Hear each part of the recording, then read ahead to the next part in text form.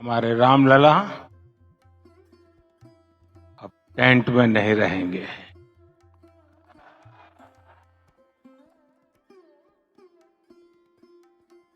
हमारे रामलला अब इस दिव्य मंदिर में रहेंगे।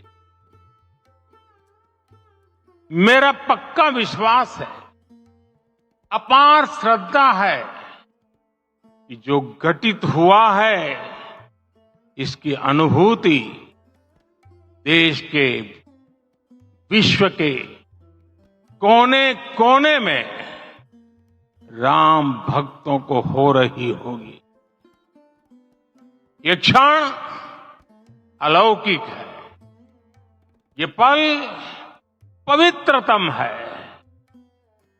ये माहौल, ये वातावरण, ये ऊर्जा, ये घड़ी प्रभु श्री राम का हम सब पर आशीर्वाद है। 22 जनवरी 2024 का ये सूरज एक अद्भुत आभा लेकर आया है।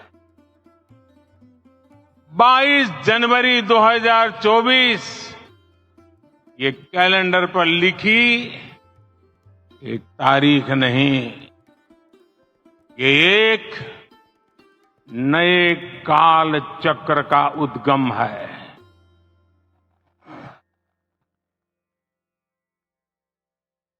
राम मंदिर के भूमि पूजन के बाद से प्रतिदिन पूरे देश में उमंग और उत्साह बढ़ता ही जा रहा था।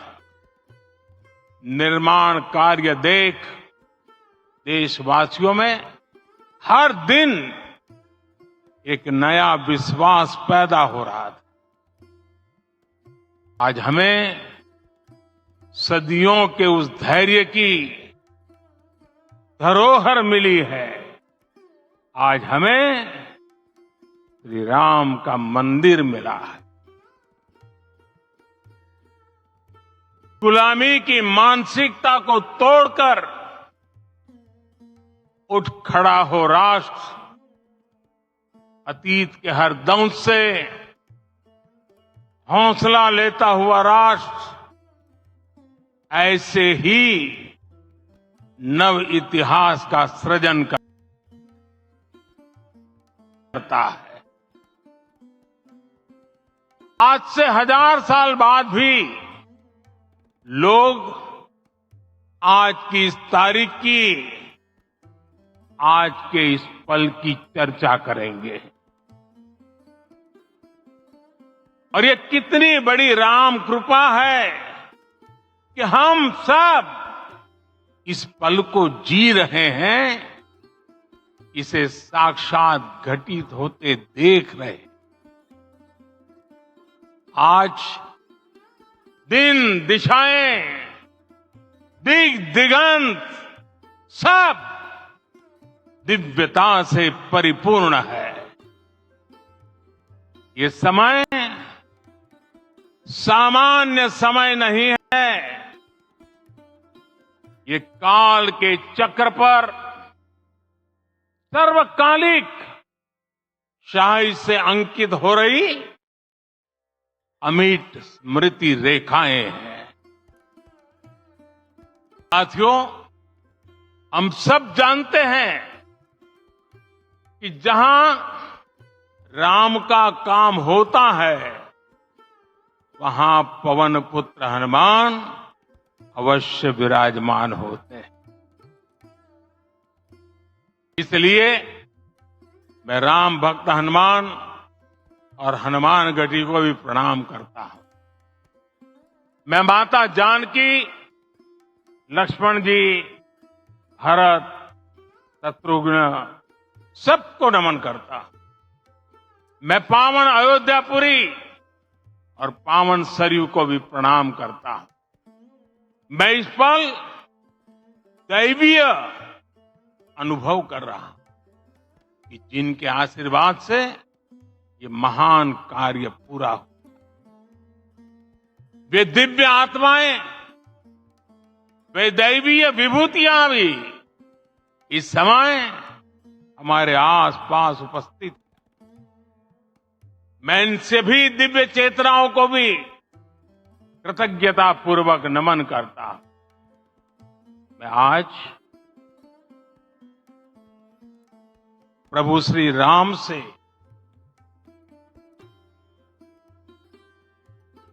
क्षमा याचना भी करता हूं।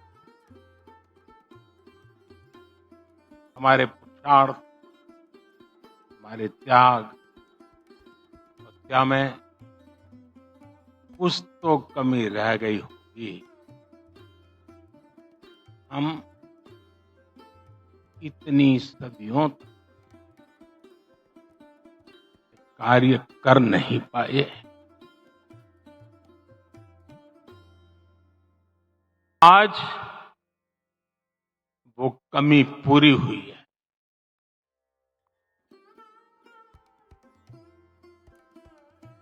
मुझे विश्वास है प्रभु राम आज हमें अवश्य क्षमा करें। मेरे प्यारे देशवासियों, त्रेता में राम आगमन पर पूज्य संत तुलसीदास जी ने लिखा है, प्रभु बिलो की हर से पुरबासी, जनित वियोग विपत्ति सबनासी। अर्थात प्रभु का आगमन देकर ही सब अयोध्यावासी, समग्र देशवासी हर्ष से भर गए। लंबे वियोग से जो आपत्ति आई थी उसका अंत हो गया। उस कालखंड में तो वो वियोग केवल 14 वर्षों का था। तब भी इतना असह्य था। इस युग में तो अयोध्या और देशवासियों ने सैकड़ों वर्षों का वियोग सहा है। हमारी कई कई पीढ़ियों ने वियोग सहा है। भारत के तो संविधान में उसकी पहली प्रति में भगवान राम विराजमान है। संविधान के अस्तित्व में आने के बाद भी दशकों तक प्रभु श्री राम के अस्तित्व को लेकर कानूनी लड़ाई चली। मैं आभार व्यक्त करूंगा भारत की न्यायपालिका का, जिसने न्याय की लाज रख ली।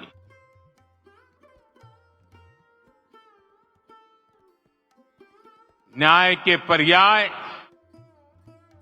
प्रभु राम का मंदिर भी न्यायबद्ध तरीके से ही बना। साथियों, आज गांव-गांव में एक साथ कीर्तन संकीर्तन हो रहे हैं। आज मंदिरों में उत्सव हो रहे हैं। स्वच्छता अभियान चलाए जा रहे हैं। पूरा देश आज दीपावली मना रहा है। आज शाम घर घर राम ज्योति प्रज्वलित करने की तैयारी है। कल मैं श्री राम के आशीर्वाद से धनुषकोडी में राम सेतु के आरंभ बिंदु अरिचल मुनाई पर था। जिस घड़ी प्रभु राम समुद्र पार करने निकले थे, वो एक पल था जिसने काल चक्र को बदला था। उस भावमय पल को महसूस करने का मेरा ये विनम्र प्रयास था। वहां पर मैंने पुष्प वंदना की। वहां मेरे भीतर एक विश्वास जगा कि जैसे उस समय काल चक्र बदला था, उसी तरह अब काल चक्र फिर बदलेगा और शुभ दिशा में बढ़ेगा। अपने 11 दिन के व्रत अनुष्ठान के दौरान मैंने उन स्थानों का चरण स्पर्श करने का प्रयास किया जहां प्रभु राम के चरण पड़े, चाहे वो नासिक का पंचवटी धाम हो, केरला का पवित्र त्रिपायर मंदिर हो, आंध्र प्रदेश में लेपाक्षी हो, श्रीरंगम में रंगनाथ स्वामी मंदिर हो, रामेश्वरम में श्री रामनाथ स्वामी मंदिर हो, या फिर धनुषकोडी। मेरा सौभाग्य है कि इसी पुनीत पवित्र भाव के साथ मुझे सागर से सरयू तक की यात्रा का अवसर मिला। सागर से सरयू तक हर जगह राम नाम का वही उत्सव भाव छाया हुआ है। प्रभु राम तो भारत की आत्मा के कण कण से जुड़े हुए। राम भारतवासियों के अंतर मन में विराजे हुए।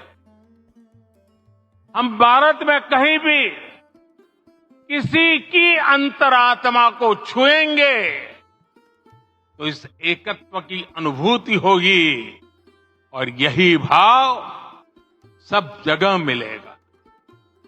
इससे उत्कृष्ट, इससे अधिक देश को समायोजित करने वाला सूत्र और क्या हो सकता है।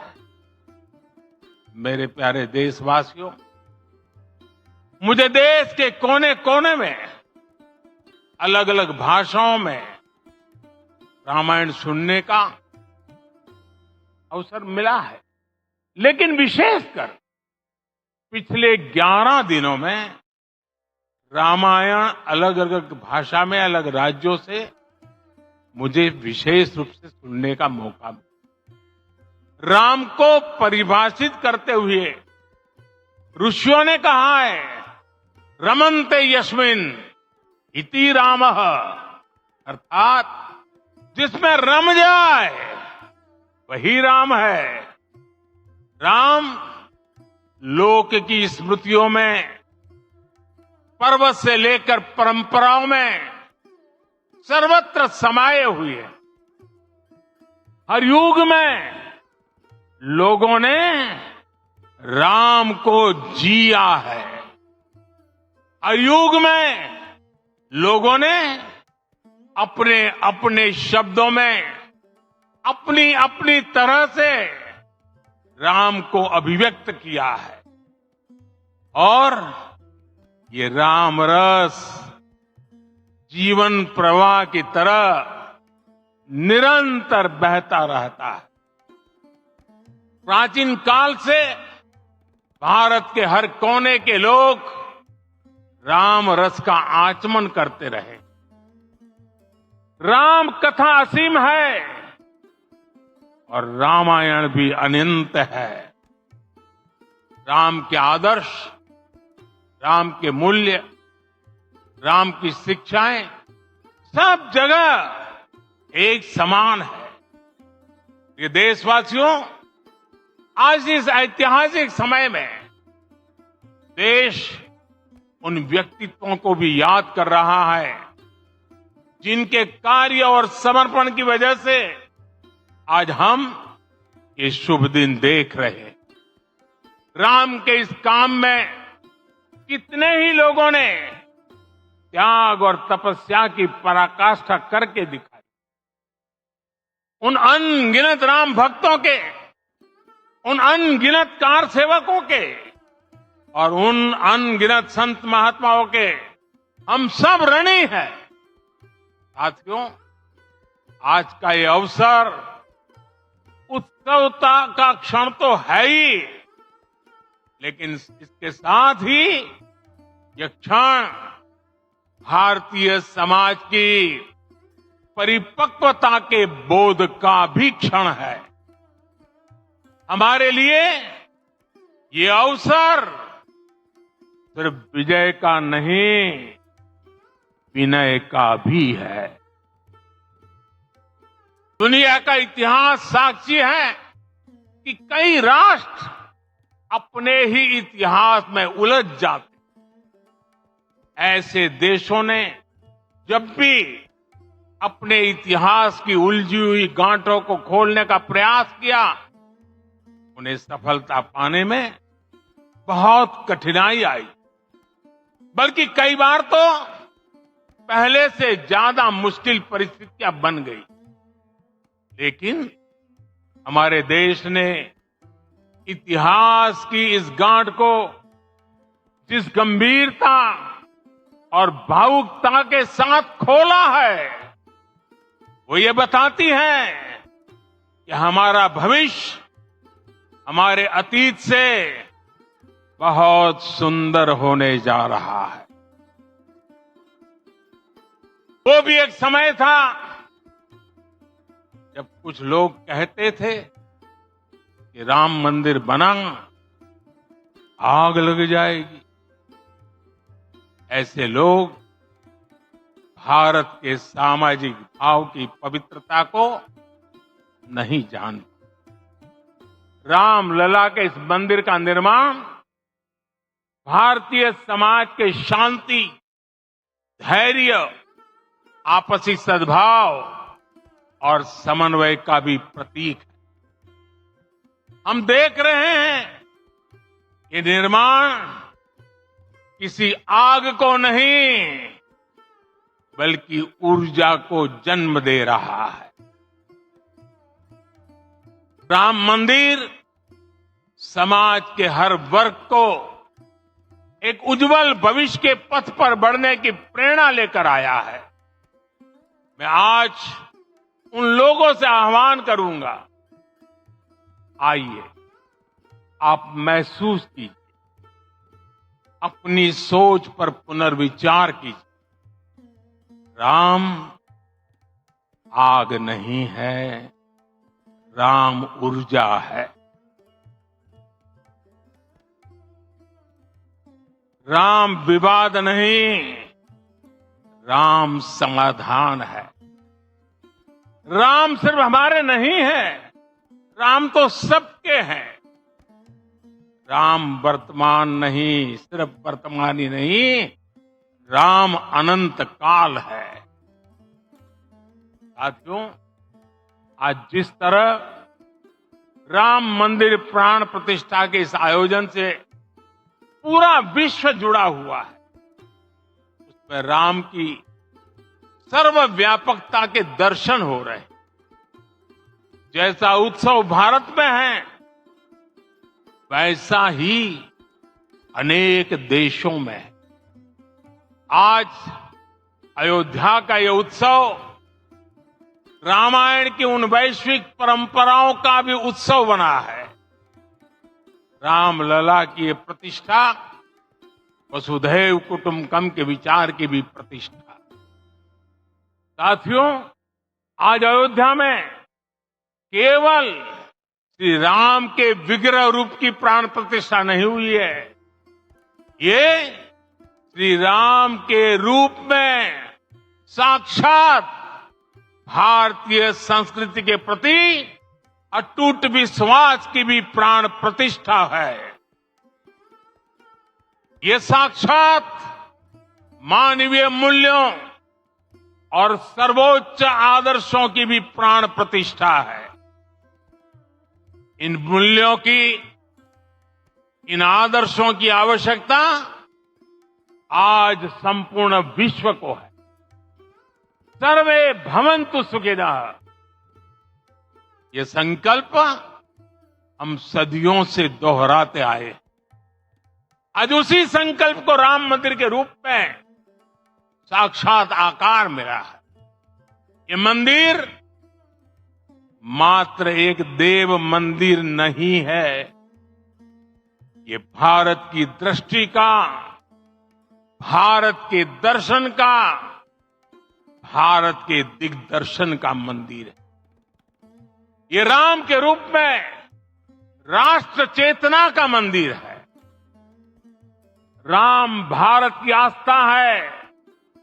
राम भारत का आधार है। राम भारत का विचार है। राम भारत का विधान है। राम भारत की चेतना है। राम भारत का चिंतन है। राम भारत की प्रतिष्ठा है। राम भारत का प्रताप है। राम प्रवाह है। राम प्रभाव है। राम नेति भी है। राम नीति भी है। राम नित्यता भी है। राम निरंतरता भी है। राम विभु है, विशद है। राम व्यापक है, विश्व है, विश्वात्मा है। और इसलिए जब राम की प्रतिष्ठा होती है तो उसका प्रभाव वर्षों या शताब्दियों तक ही नहीं होता। उसका प्रभाव हजारों वर्षों के लिए होता है। महर्षि वाल्मीकि ने कहा है, राज्यम 10 सहस्त्राणि प्राप्य वर्षाणि राघव। अर्थात राम 10,000 वर्षों के लिए राज्य पर प्रतिष्ठित हुए, यानी हजारों वर्षों के लिए राम राज्य स्थापित हुआ। जब त्रेता में राम आए थे तब हजारों वर्षों के लिए राम राज्य की स्थापना हुई। हजारों वर्षों तक राम विश्व पथ प्रदर्शन करते रहे। और इसलिए मेरे प्यारे देशवासियों, आज अयोध्या भूमि हम सभी से, प्रत्येक राम भक्त से, प्रत्येक भारतीय से कुछ सवाल कर रही। श्री राम का भव्य मंदिर तो बन गया, अब आगे क्या? सदियों का इंतजार तो खत्म हो गया, अब आगे क्या? आज के इस अवसर पर जो दैवीय आत्माएं हमें आशीर्वाद देने के लिए उपस्थित हुई हैं, हमें देख रही हैं, उन्हें क्या हम ऐसे ही विदा करेंगे? नहीं, कदापि नहीं। आज मैं पूरे पवित्र मन से महसूस कर रहा हूं कि काल चक्र बदल रहा है। ये सुखद संयोग है कि हमारी पीढ़ी को एक कालजयी पथ के शिल्पकार के रूप में चुना गया है। 1000 वर्ष बाद की पीढ़ी राष्ट्र निर्माण के हमारे आज के कार्यों को याद करेगी। इसलिए मैं कहता हूं, यही समय है, सही समय है।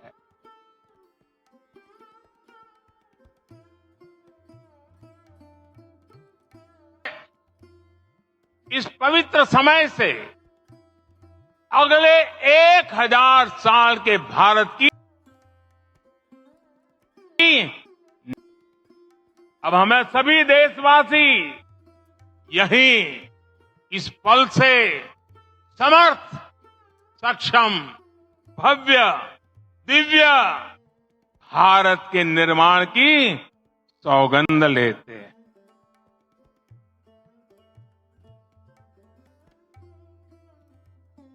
राम के विचार मानस के साथ ही जनमानस में भी हो, यही राष्ट्र निर्माण की सीढ़ी है। साथियों, आज के युग की मांग है कि हमें अपने अंतःकरण को विस्तार देना होगा। हमारी चेतना का विस्तार देव से देश तक, राम से राष्ट्र तक होना चाहिए। हनुमान जी की भक्ति, हनुमान जी की सेवा, हनुमान जी का समर्पण, ये ऐसे गुण हैं जिन्हें हमें बाहर नहीं खोजना पड़ता। प्रत्येक भारतीय में भक्ति, सेवा, और समर्पण के भाव समर्थ, सक्षम, भव्य, दिव्य भारत का आधार बनेंगे। और यही तो है देव से देश और राम से राष्ट्र की चेतना का विस्तार। दूर सुदूर जंगल में, कुटिया में जीवन गुजारने वाली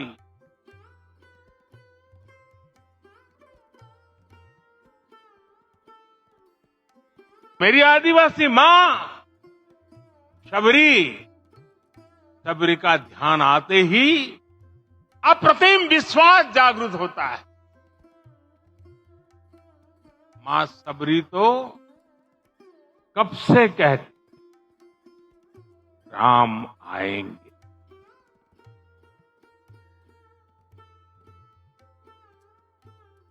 प्रत्येक भारतीय में जन्मा यही विश्वास समर्थ, सक्षम, भव्य भारत का आधार बनेगा।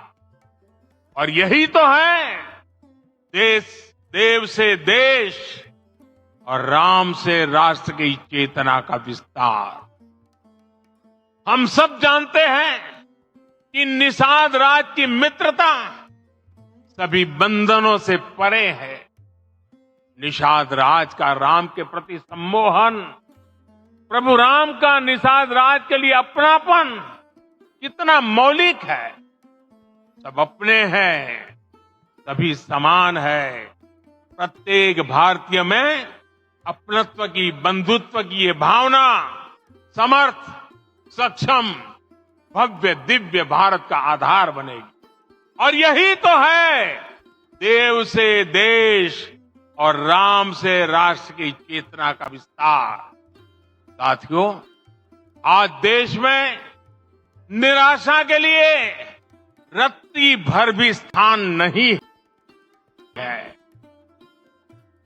मैं तो बहुत सामान्य हूं, मैं तो बहुत छोटा हूं। अगर कोई ये सोचता है तो उसे गिलहरी के योगदान को याद करना चाहिए। गिलहरी का स्मरण ही हमें हमारी इस हिचक को दूर करेगा, हमें सिखाएगा कि छोटे बड़े हर प्रयास की अपनी ताकत होती है, अपना योगदान होता है। और सबके प्रयास की यही भावना समर्थ, सक्षम, भव्य, दिव्य भारत का आधार बनेगी। और यही तो देव से देश और राम से राष्ट्र की चेतना का विस्तार। साथियों, लंकापति रावण प्रकांड ज्ञानी थे, अपार शक्ति के धनी थे, लेकिन जटायु जी की मूल्य निष्ठा देखिए। वे महाबली रावण से भिड़ गए। उन्हें भी पता था कि वो रावण को परास्त नहीं कर पाएंगे, लेकिन फिर भी उन्होंने रावण को चुनौती दी। कर्तव्य की यही पराकाष्ठा समर्थ, सक्षम, भव्य, दिव्य भारत का आधार है। और यही तो है देव से देश और राम से राष्ट्र की चेतना का विस्तार। आइए हम संकल्प लें कि राष्ट्र निर्माण के लिए हम अपने जीवन का पल पल लगा देंगे। राम काज से राष्ट्र काज, समय का पल पल, शरीर का कण कण राम समर्पण को राष्ट्र समर्पण के ध्येय से जोड़ देंगे। मेरे देशवासियों, प्रभु श्री राम की हमारी पूजा विशेष होनी चाहिए। ये पूजा स्व से ऊपर उठ करके समष्टि के लिए होनी चाहिए। ये पूजा अहम से उठकर वयम के लिए होनी चाहिए। प्रभु को जो भोग चढ़ेगा वो विकसित भारत के लिए हमारे परिश्रम की पराकाष्ठा का प्रसाद भी होगा। हमें नित्य पराक्रम, पुरुषार्थ, समर्पण का प्रसाद प्रभु राम को चढ़ाना होगा। इनसे नित्य प्रभु राम की पूजा करनी होगी, तब हम भारत को वैभवशाली और विकसित बना पाएंगे। मेरे प्यारे देशवासियों, ये भारत के विकास का अमृत काल है। आज भारत युवा शक्ति की पूंजी से भरा हुआ है, ऊर्जा से भरा हुआ है।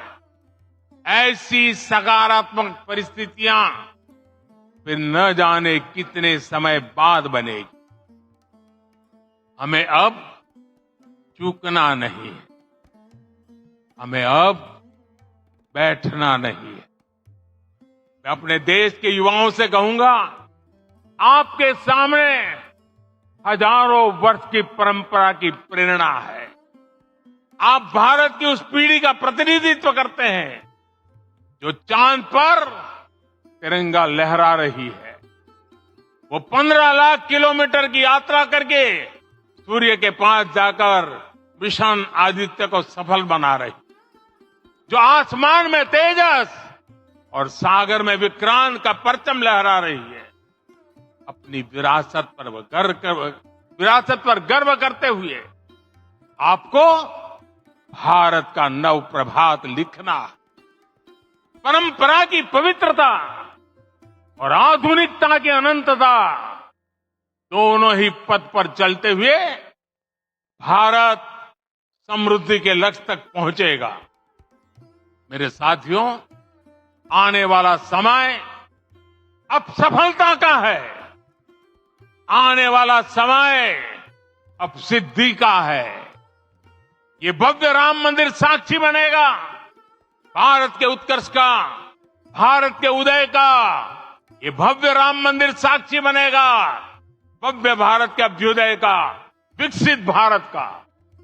ये मंदिर सिखाता है कि अगर लक्ष्य सत्य प्रमाणित हो, अगर लक्ष्य सामूहिकता और संगठित शक्ति से जन्मा हो, तब उस लक्ष्य को प्राप्त करना असंभव नहीं है।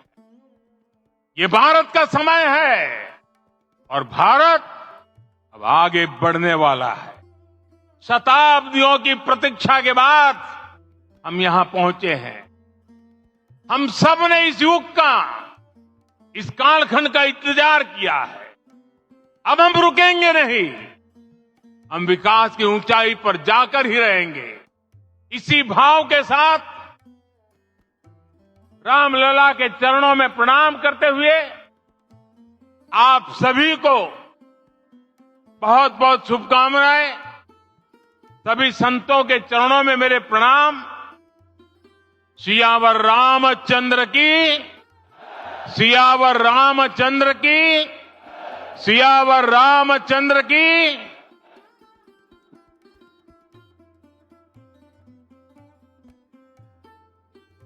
मैं आपसे निवेदन करूंगा, अभी थोड़ा आसन ग्रहण करिए। माननीय प्रधानमंत्री जी